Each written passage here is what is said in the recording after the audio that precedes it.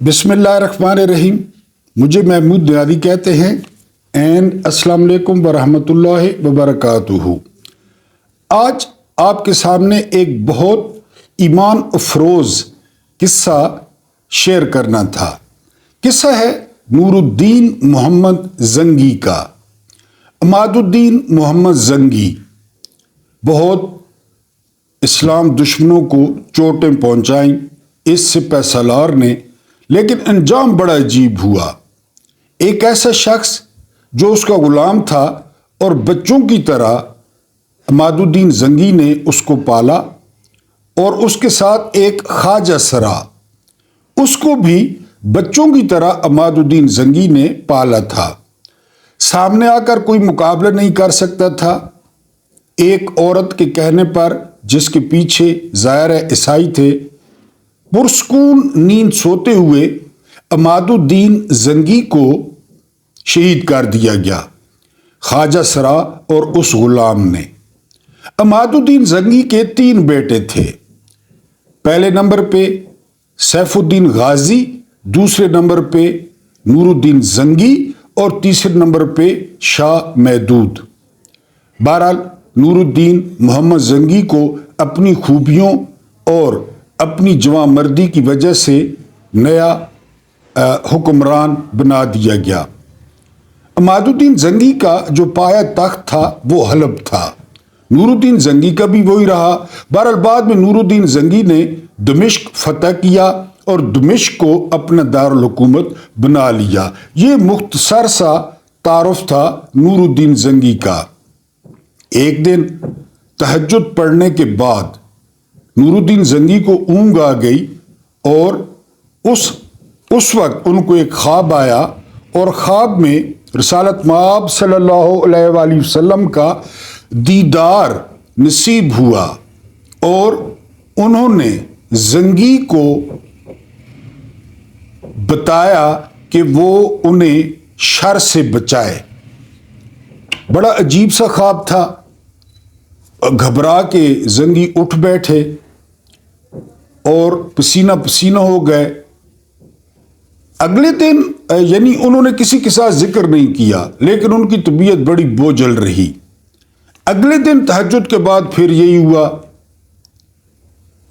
कि मुझे जो है ना वो शर से बचाया जाए। और अब ख्वाब में जंगी को 2 बंदे दिखाए गए जिन्होंने अपने कंधे पर 2 बड़े बड़े तोड़े लादे हुए थे। ये दूसरे दिन की बात है। अभी जंगी उठे थे और संभल ही नहीं पाए थे कि अमीर ने, उनका जो वजीर था और बड़ा करीब था, उसने आकर बताया कि एक सवाली आपसे मिलना चाहता है। जंगी ने कहा कि इस वक्त? उन्होंने कहा जी। बहरहाल जंगी दरबार में आए तो एक खूबसूरत शक्ल सूरत वाला बुजुर्ग वो वहां पे खड़ा था, और उसने जो ख्वाब जंगी ने अभी देखा था वही ख्वाब जंगी को बता दिया कि आप मदीना पहुंचे। जंगी बड़ा हैरान हुआ और उसने अमीर को हुक्म दिया कि हम कल ही मदीने की तरफ रवाना होंगे। अपने मखसूस बंदे, उन्होंने शेर को, जो उनका सालार था, सलाहुद्दीन अयूबी का चचा, और इसके अलावा एक मखसूस दस्ता लिया और मदीना की तरफ चल पड़े। ये भी आपको बताते चलूं कि घोड़े उनके हाथों में थे, लेकिन उन्होंने सवारी से इसलिए इनकार कर दिया कि इन रस्तों पर पता नहीं कहाँ कहाँ रसालत माब सल्लल्लाहु अलैहि वसल्लम का गुजर हुआ हो तो ये बेअदबी होगी, लिहाजा वो पैदल जा रहे थे। बहरहाल वो मदीना पहुंच गए।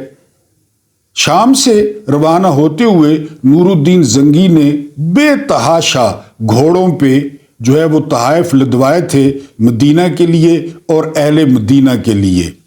वहां पर नूरुद्दीन जंगी ने मस्जिद नबवी में नमाज पढ़ी और ऐलान हुआ कि तमाम लोग, ये जो मैं आपको वाकया सुना रहा हूं, ये नूरुद्दीन जंगी की जिंदगी का है। وہاں پر مسجد نبوی میں انہوں نے نماز پڑھی اور اعلان کرا دیا کہ تمام مدینہ کے لوگوں کے لیے وہ تحائف میں لایا ہوں، وہ اپنے تحفے آ کر وصول کریں۔ ایک ایک شخص اگلے دن آیا، نور الدین زنگی ان کو تپاک سے ملتے اور تحفہ دیتے۔ کرتے کرتے اس وقت یہ آبادیاں تو تھی نہیں، سارا شہر تقریباً بھگت گیا۔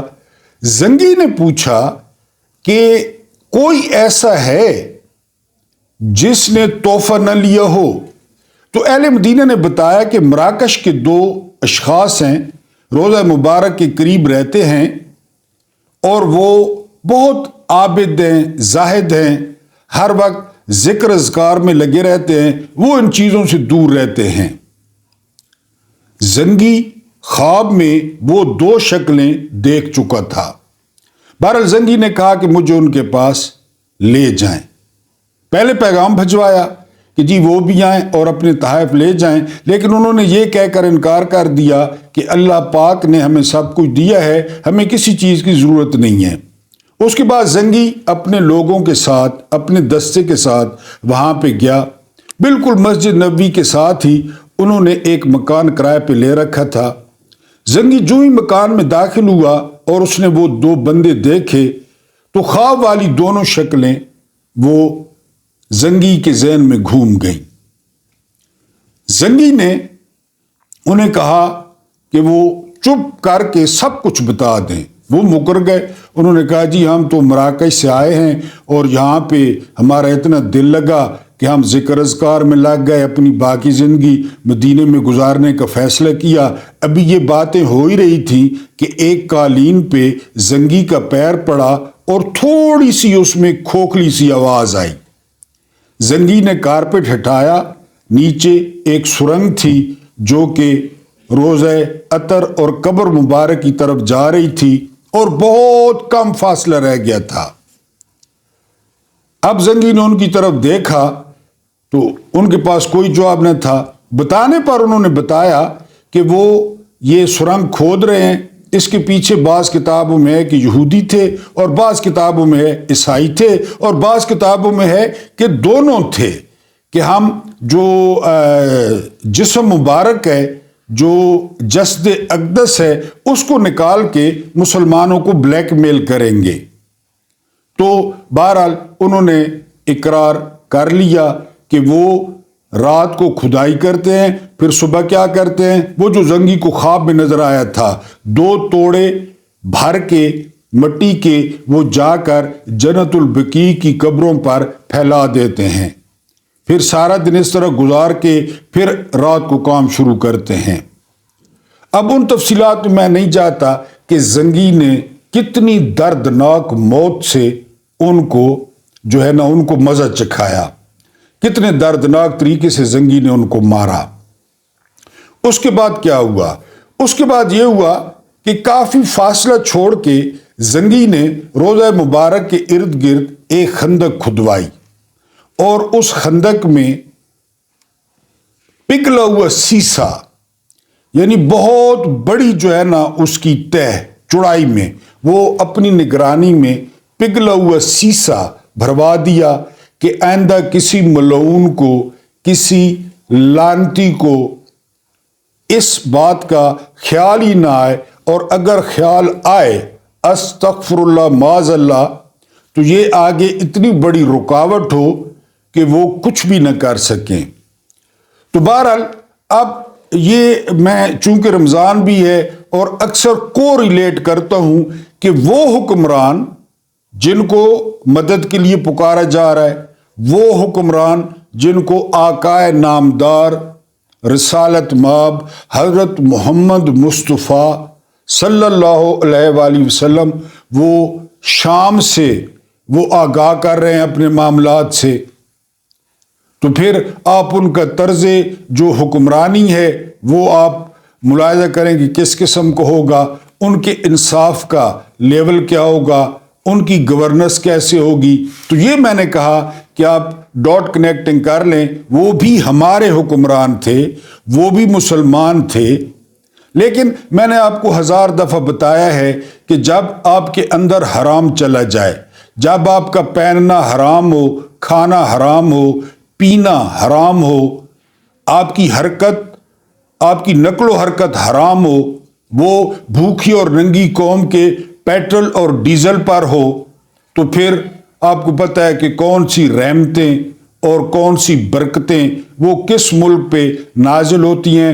ورنہ ایک دور تھا کہ یہ جو میں نے آپ کو قصہ سنایا، پہلے عماد الدین زنگی اور پھر اس کے بعد نور الدین محمد زنگی، جس کا ساری زندگی ایک مقصد رہا کہ وہ بیت المقدس کو وہ یہودیوں سے حضرت عمر کے بعد جو ہے وہ آزاد کرائے گا، لیکن شام میں بہت بدترین قسم کا سیلاب آیا اور نور الدین زنگی نے ہر پروٹوکول کو بالائے طاق رکھ کر، کوئی سیکیورٹی نہیں، کوئی پروٹوکول نہیں، اور وہ سیلاب زدگان کی مدد کرتے رہے۔ یہاں پہ کھانا ملا، یہاں پہ جو ہے نا وہ کھا لیا، ادھر کھانا ملا وہاں، یعنی وہ لوگوں کی امداد کرتے رہے۔ تو حسن بن صبا کے ایک پیروکار کو وہ موقع مل گیا، وہ ایک عام گھر میں گئے، یعنی وہاں سے انہوں نے کچھ کھایا، اس کھانے میں زہر ملا دیا گیا اور نور الدین زنگی اس زہر کی تاب نہ لاتے ہوئے شہید ہو گئے۔ لیکن وہ اپنے ہاتھ سے نجم الدین محمد ایوب کے بیٹے سلطان محمد یوسف المعروف صلاح الدین ایوبی کو وہ یہ مقصد بتا چکے تھے، حتیٰ کہ وہ بیت المقدس میں رکھنے کے لیے ممبر بھی تیار کروا چکے تھے کہ جب بیت المقدس فتح ہوگا تو یہ ممبر ہم وہاں پہ رکھیں گے۔ وہ پودا لگا چکے تھے اور بعد میں انہی کے مقصد پہ چلتے ہوئے محمد یوسف المعروف سلطان صلاح الدین ایوبی بن نجم الدین ایوب، جو کہ تکریت میں پیدا ہوئے تھے اور جو کرد تھے، صلاح الدین ایوبی عرب نہیں تھے بلکہ کرد تھے، انہوں نے زنگی کی خواہش کو پورا کیا اور بیت المقدس کو حضرت عمر کے بعد، حضرت عمر رضی اللہ تعالی عنہ دوسرے خلیفہ راشد کے بعد، صلاح الدین ایوبی نے جو ہے وہ بیت المقدس کو فتح کیا۔ وہاں پہ وہ زنگی والا ممبر رکھوایا اور وہاں پہ نماز ادا کی۔ اور پھر آپ کو پتہ ہے کہ چینی کہتے ہیں کہ جو مچھلی ہے وہ سر سے گلنا شروع ہوتی ہے۔ یہاں شیطان پورہ میں، جسے آپ اسلام آباد کہتے ہیں، جو جہان کا لچا، لفنگا، چور، اچکا، ڈاکو، خائن، جھوٹا وہ موجود ہے، تو نیچے پھر سسٹم آپ کے سامنے ہے۔ آپ کا کوئی بھی محکمہ ہے، ظاہر ہے وہ کسی سے ڈرتے ہی نہیں ہیں، وہ کیوں ڈرے کسی سے، اوپر یہ بیٹھے ہیں، پورے کا پورا نظام۔ آج سمیع ابراہیم صاحب نے ملاقات کی ہے اڈیالہ جیل میں عمران خان صاحب سے، تو عمران خان صاحب نے سمیع ابراہیم کو کہا ہے کہ پورے کا پورا جو نظام ہے الف سے لے کر یہ تک وہ جھوٹ پہ کھڑا ہے۔ الیکشن جھوٹے تھے، الیکشن کے رزلٹ جھوٹے تھے، اس کے نتیجے میں بننے والی حکومتیں جھوٹ ہیں، اس کے نتیجے میں خواتین کی نشستیں ملنے والی جھوٹ ہیں، ان کے نتیجے میں بننے والا صدر جھوٹ ہے، ان کے نتیجے میں بننے والا سپیکر جھوٹ ہے۔ واقعی سارا جھوٹ ہے، پورا نظام ہی جھوٹ پہ کھڑا ہے۔ پھر انہوں نے کہا کہ جی شہباز گیا، پہلے یہ بڑے دھوم دھڑکے سے شہباز کو لائے تھے کہ جی شہباز سپیڈ، اور بڑا یہ چارلز ڈیگال ہے، بڑی اصلاحات کرتا ہے اور بڑا صبح 6 بجے اٹھتا ہے، یہ شہباز کو لائے۔ اس نے 16 مہینے میں جو پاکستان کی درگت بنائی وہ ہر کسی کے سامنے، بین الاقوامی ادارے اس بات کے گواہ ہیں۔ شہباز گیا، کاکڑ آ گیا، رئی سے ہی کسر جو تھی وہ کاکڑ نے پوری کر دی۔ اور یہ پاکستان کی ہسٹری میں پہلی دفعہ نگران حکومت تھی کہ جو وزیر اعلیٰ تھا پنجاب کا وہ وزیر داخلہ بن گیا۔ اب یہاں سے آپ سمجھنے کی کوشش کریں نا، جو اس حکومت کا وزیر داخلہ تھا سرفراز بگٹی، وہ بلوچستان کا وزیر اعلیٰ بن گیا۔ جو اس کا نگران وزیر اعظم تھا کاکڑ، وہ چیئرمین سینٹ بننے جا رہا ہے۔ یعنی یہ کہاں کے نگران تھے، یہ تو خائن تھے، یہ تو بددیانت تھے، ان کے سامنے جو ہے نا انہوں نے تو امانت میں خیانت کی، ان کے حوالے کیا گیا تھا ملک. خیر جنہوں نے کیا تھا وہ بھی کوئی اتنے حاجی نہیں تھے جنہوں نے کیا تھا. بہرحال وہ آئینی تقاضا یہ تھا کہ وہ 90 دن کے اندر الیکشن کرائیں اور گھروں کو دفع ہو جائیں، دوبارہ شکل نہ دکھائیں. لیکن وہ سارے حکومت میں دوبارہ موجود ہیں. یہ نگران تھے، یہ غیر جانبدار تھے. اور اس سارے پروسیس پہ کیا ہوا؟ شہباز گیا، کاکڑ آیا، کاکڑ گیا، شہباز آیا. اس ساری جو ہے نا اس پہ جو ہے میوزیکل چیئر پہ قوم کا 70 ارب روپیہ لگ گیا. 70 ارب روپیہ. پھر یہ بھیک مانگتے ہیں IMF سے، پھر یہ بھیک مانگتے ہیں ورلڈ بینک سے. اور اللہ تللے چیک کریں، یا تو آپ 70 ارب روپیہ لگاتے، لوگوں نے جن کو ووٹ دیا ہے وہ اچھے تھے برے تھے ان کے حوالے کر دیتے ملکوں کے، آپ جانے اور ملک جانے، اب چلائیں، لوگوں نے آپ کو ووٹ دیا ہے، وہ بھی نہیں مانا. تو پھر وہ 70 ارب روپیہ سیدھا سیدھا آرٹیکل 6 ہے، سیدھا سیدھا مینڈیٹ چوری کرنا. اگر اس ملک میں کوئی سانحہ ہوا ہے تو وہ سانحہ 8 فروری کو ہوا ہے کہ پوری قوم کا مینڈیٹ چوری کر لیا گیا، بنیادی انسانی حقوق پہ ڈاکہ ڈالا گیا، لوگوں نے جن کو ووٹ دیے ان کو حکومت نہیں دی گئی، چور دروازے سے چوروں کو لایا گیا. یہ سب سے بڑا سانحہ ہے. یعنی ایک تو پاکستان ٹوٹا، وہ بہت بڑا سانحہ تھا. APS بہت بڑا سانحہ تھا. ہاں کہہ رہے ہیں کہ 9 مئی بھی سانحہ تھا، وہ منترا پڑھنے والے اور تسبیح پڑھنے والے اور اس کو پیچکش کے طور پر استعمال کرنے والے، لوگوں کے پیچ ٹائٹ کرنے والے، وہ بھی سانحہ مان لیتے ہیں، وہ بھی سانحہ تھا. لیکن یہ سب سے بڑا پاکستان ٹوٹنے کے بعد اگر کوئی سانحہ ہوا ہے تو یہ مینڈیٹ چوری ہے. اور جنہوں نے کیا ہے جس طرح کیا ہے، صرف اور صرف جو کم سے کم سزا بنتی ہے وہ آرٹیکل 6 ہے. اور کمشنر پنڈی کے مطابق، میں نہیں کہہ رہا، اس کے 2 ذمہ دار تھے. ایک قاری فائزی صاحب جس نے لیول پلینگ فیلڈ نہیں دی، جس نے بلہ چھینا، جس نے پارٹی توڑی، اور دوسرا چیف الیکشن کمشنر سکندر سلطان راجہ. یقین کریں اس طرح چوری کا مال کوئی نہیں بانٹتا جس طرح سکندر سلطان راجہ نے وہ یہ مخصوص نشستیں بانٹی ہیں. KP کے اسمبلی میں 1 سیٹ جیتی ہے فضل الرحمان گروپ نے اور ان کو 6 سیٹیں دے دی گئی ہیں.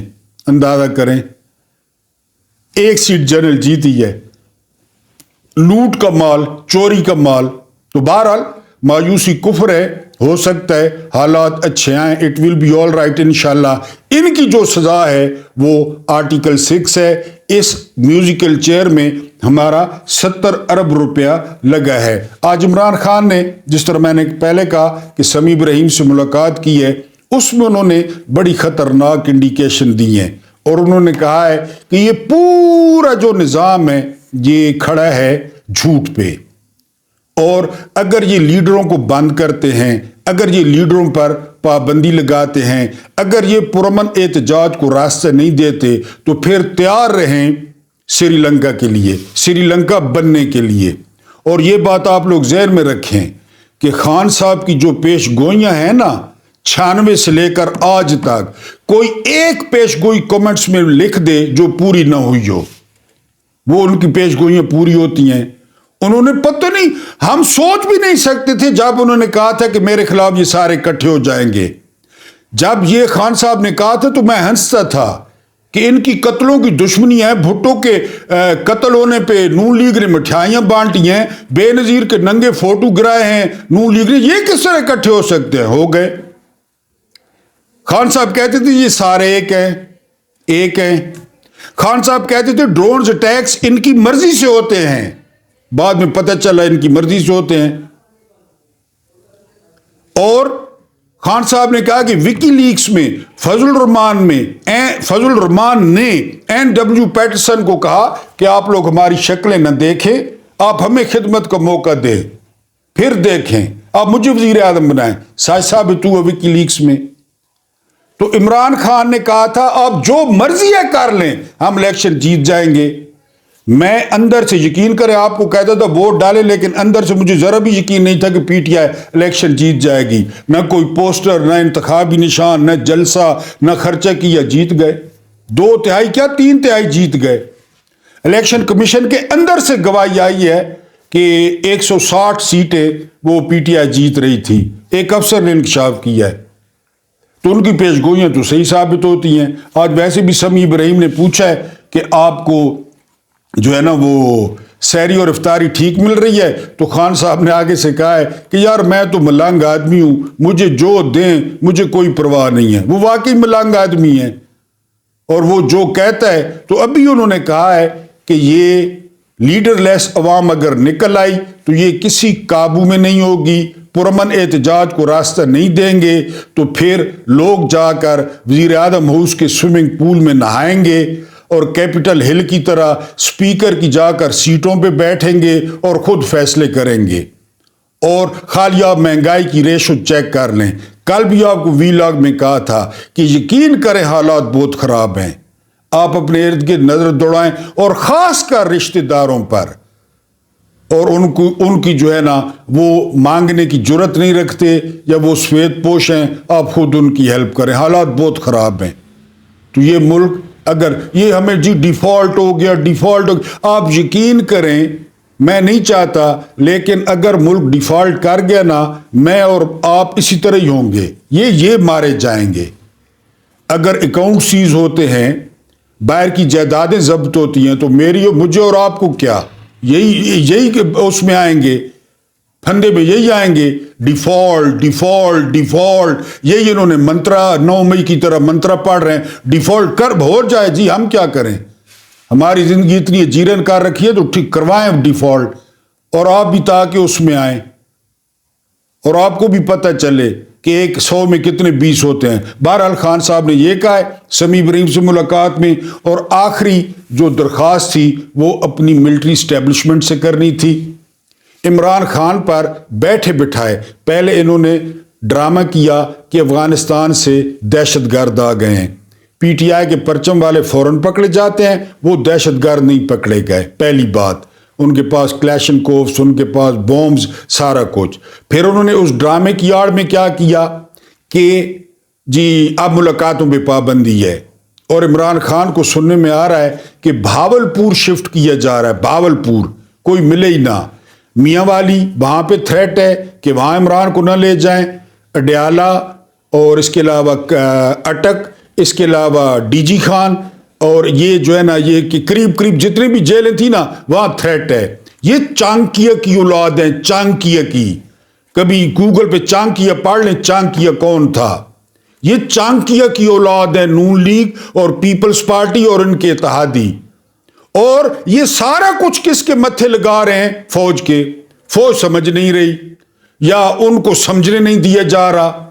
یقین کریں کہ میں نے کل پرسوں بتایا تھا کہ وہ ہم دیکھتے تھے نا ڈرامے پرانے، الف لیلا اور اینک والا جن، کہ یہ جو اتنا بڑا بھوت ہے نا یا دیو ہے، اس کی جان فلاں طوطے میں ہے، اس طوطے کو ماریں تو یہ مر جائے گا. نون لیگ اور پیپلز پارٹی اور ایم کیو ایم کی جان کس میں ہے پتہ ہے آپ کو؟ وہ اس میں ہے کہ پی ٹی آئی اور اسٹیبلشمنٹ کے جو تعلقات ہیں وہ خراب رکھے جائیں، اور ہر کام کے پیچھے یعنی نجی محفلوں میں کہا جائے، اس بات کو گھمایا جائے کہ یہ فوج کروا رہی ہے. فوج یہ بات سمجھ نہیں رہی. فوج فاصلے بڑھاتی جا رہی ہے ان کے کہنے پہ. اور اس کو سمیع ابراہیم کے بقول اس بات کو فوراً انڈرسٹینڈ کیا ہے فوج نے کہ یہ پھر ہمارے متھے لگا رہے ہیں کہ جی ملاقات نہیں ہو سکتی، 2 ہفتے ملاقات نہیں ہو سکتی، اور بھاولپور شفٹ کیا جا رہا ہے. تو انہوں نے کہا کہ فوراً اس کا تدارک کیا گیا اور ہمیں آج ملاقات کرنے دی گئی. شاہ محمود قریشی کی فیملی بھی تھی، خان صاحب کی فیملی بھی تھی، اور ملاقات کرنے دی گئی. یہ انہوں نے وقت پہ سٹیپ لے لیا، لیکن اپنے بڑوں کو سمجھانا یہ تھا جان کی مان پاتے ہوئے وہ بہت سیانے ہیں، ان کے پاس رپورٹس ہیں، ان کے پاس ایجنسیاں ہیں. یہ جان بوجھ کر ایسے اقدامات اٹھا رہے ہیں اور آگے اٹھائیں گے اور متھے آپ کے لگائیں گے، اور یہ پرسیپشن بنائیں گے کہ یہ جو کچھ کر رہی ہے یا کروا رہی ہے یہ فوج کروا رہی ہے. اور جتنے پہلے فاصلے آپ مانیں یا نہ مانیں، فاصلے بڑے ہوئے ہیں، تلخیاں پہلے بھی موجود ہیں، یہ تلخیاں مزید بڑھیں گی۔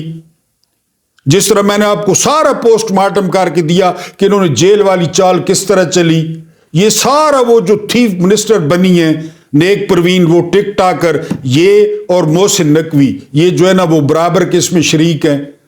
پہلے 9 مئی کے وقت بھی محسن نقوی تھا وزیر اعلیٰ، 9 مئی کے وقت رانا ثناءاللہ تھا، اب محسن نقوی ہے۔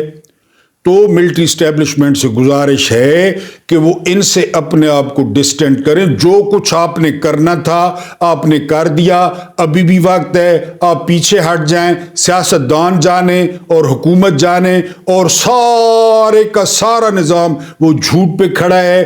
جھوٹ پہ جو کھڑا وہ اردو میں کہتے ہیں جھوٹ کے پاؤں نہیں ہوتے۔ 5 اگر حلقوں کا آڈٹ ہو گیا نا، 5 حلقوں کا، یہ اڑ جائیں گے۔ تو نون لیگ وہ جان بوجھ کے، ان کی جان اس طوطے میں ہے کہ ملٹری اسٹیبلشمنٹ اور پی ٹی آئی کے درمیان نہ صرف غلطیاں برقرار رہیں بلکہ غلطیاں بڑھتی جائیں اور بڑھتی جائیں، اور وہ موجیں کرتے رہیں درمیان میں۔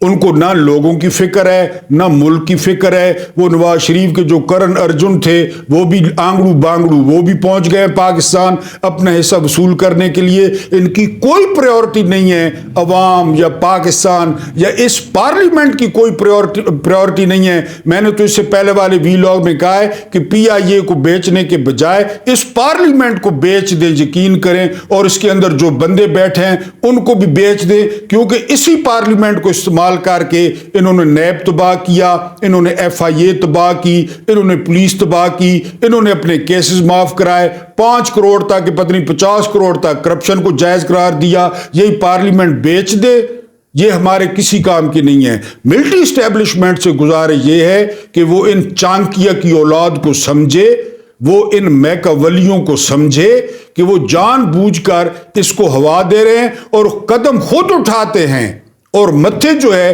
وہ کہتے ہیں کہ جی ملٹری اسٹیبلشمنٹ اوپر سے حکم ہے۔ جیلر بھی کہتا ہے اوپر سے حکم ہے، کیونکہ ساری بیوروکریسی انہی کی ہے حرام خوروں کی 40 سال سے۔ اللہ پاک آپ لوگوں کو آسانیاں عطا فرمائے اور آسانیاں بانٹنے کی توفیق عطا فرمائے، اینڈ مجھے برداشت کرنے کا بہت بہت شکریہ۔